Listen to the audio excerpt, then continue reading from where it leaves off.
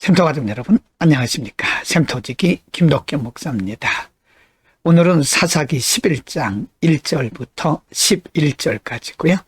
오늘 본문 말씀은 하나님을 또다시 떠나서 악을 행하고 우상 숭배에 빠졌던 이스라엘 백성들을 하나님께서 또 어떻게 구원해 나가시는지 하나님의 구원의 과정들을 설명하고 있습니다.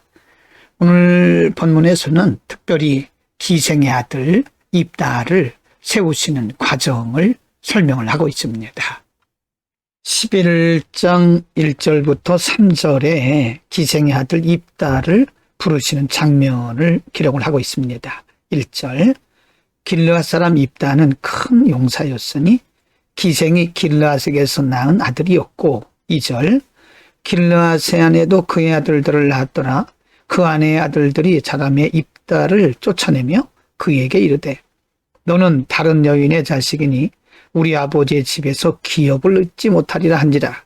3절 이에 입다가 그의 형제들을 피하여 돕당에 거주하매 잡류가 그에게로 모여와서 그와 함께 출입하였더라. 입다는 기생을 통해서 낳은 아들이었고 이복 형제들이 있었지만 그 형제들로부터 무시와 멸시를 당했던 그 시대적 상황에서는 아주 평범 이하의 사람이라고 보시면 되겠습니다. 11장 4절부터 8절에서는요. 암몬 자손이 이스라엘 백성들을 공격해오는 장면이고 거기에 대해서 이스라엘 백성들이 어떻게 반응했는가 대처하는 모습을 기록을 하고 있습니다. 4절 얼마 후에 암몬 자손이 이스라엘을 치려하니라. 5절 암몬 자손이 이스라엘을 치려할 때에 길르앗 장로들이 입다를 데려오려고 돕당에 가서 6절 입다에게 이르되 우리가 암몬 자손과 싸우려 하니 당신은 와서 우리의 장관이 되라 하니 7절입니다. 입다가 길르앗 장로들에게 이르되 너희가 전에 나를 미워하여 내 아버지 집에서 쫓아내지 아니하였느냐? 이제 너희가 환난을 당하였다고 어찌하여 내게 왔느냐 하니라. 8절 그러므로 길르앗 장로들이 입다에게 이르되 이제 우리가 당신을 찾아온 것은 우리와 함께 가서 암몬 자손과 싸우게 하려 함이니 그리하면 당신이 우리 길르앗 모든 주민의 머리가 되리라 라고 말합니다.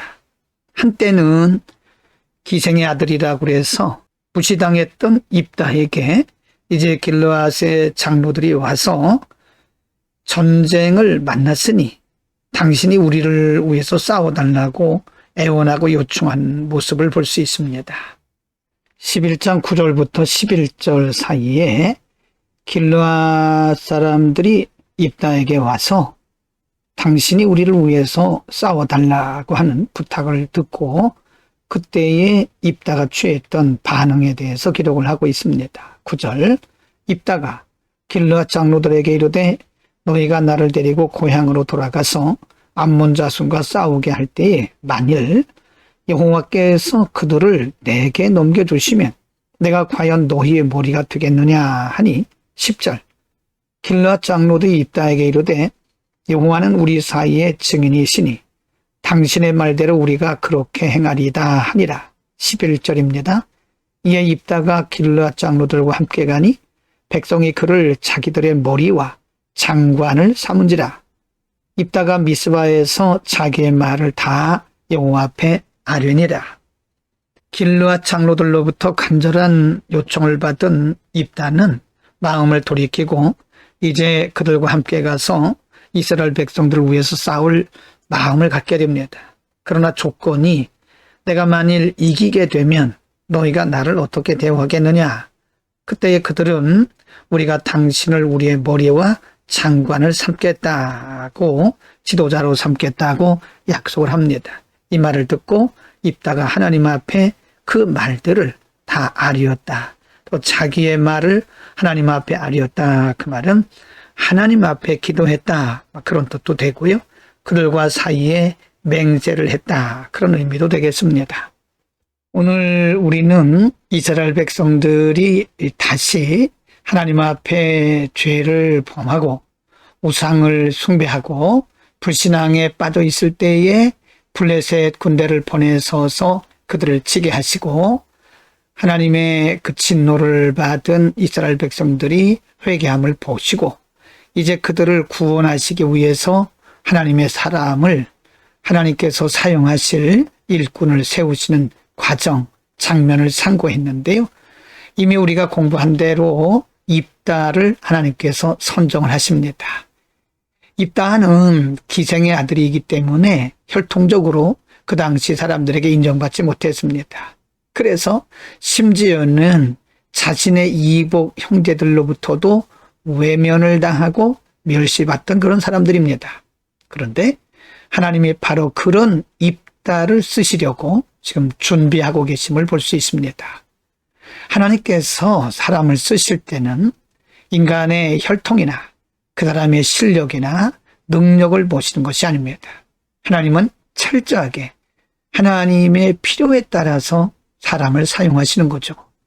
오늘날도 하나님께서 우리를 쓰시는 것은 우리가 남다르게 탁월해서 그런 것이 아닙니다. 하나님의 필요에 의해서 우리를 쓰시는 거죠. 그러므로 우리는 하나님께서 우리를 쓰실 때 언제나 겸손해야 됩니다. 우리가 탁월해서 그런 것이 아니라 하나님께서 필요하셔서 하나님이 우리를 도구로 쓰시는 겁니다. 하나님께서 우리를 써주시는 것만도 감사한 일이죠. 오늘도 감사함으로 하나님의 거룩한 일을 잘 감당할 수 있기를 바랍니다. 기도하겠습니다. 거룩하신 아버지, 오늘 이스라엘 백성들을 또다시 구원하시기 위해서 하나님의 도구를 선정하시고 하나님의 도구를 쓰시기 위해서 준비하시는 장면을 상고했습니다. 혈통도 좋지 않고 가정도 좋지 않은 이 딸을 하나님이 쓰심으로써 하나님께는 모든 사람이 다 쓰임받는 도구에 지나지 않는다는 사실을 가르쳐 주셨고 하나님은 하나님의 필요에 따라서 사람을 쓰시는 것도 가르쳐 주셨습니다. 우리가 하나님 앞에 쓰임받는 것만도 영광이요 감사한 것을 깨닫고 오늘도 하나님께서 맡겨주신 사역들을 감사함으로 감당하게 하옵소서. 예수 그리스도의 이름으로 기도드립니다. 아멘.